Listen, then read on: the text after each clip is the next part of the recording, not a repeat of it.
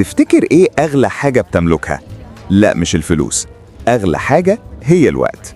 كلنا بنعدي بلحظات بنحس فيها إن اليوم خلص وإحنا لسه ما خلصناش نص اللي ورانا. بحث محتاج أيام، إيميلات محتاجة ساعات للرد، أو حتى فكرة مشروع مش عارف تبدأها منين. زمان كان الحل الوحيد هو إنك تطبق وتتعب أكتر وتيجي على صحتك، بس النهاردة المعادلة اتغيرت تماماً. إحنا عايشين في عصر الزمن المضغوط.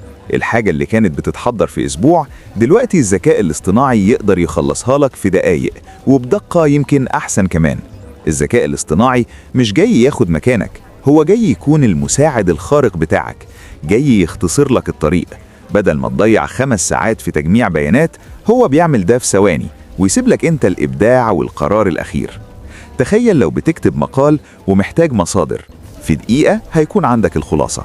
تخيل لو عندك شغل برمجة أو حسابات معقدة، الذكاء الاصطناعي بيراجع ويصحح في لحظات.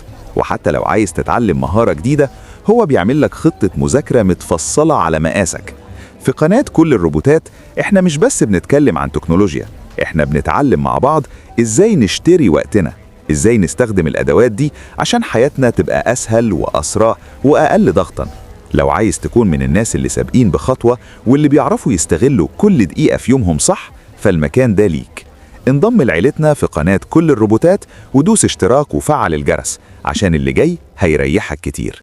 يلا بينا نبدأ الرحلة.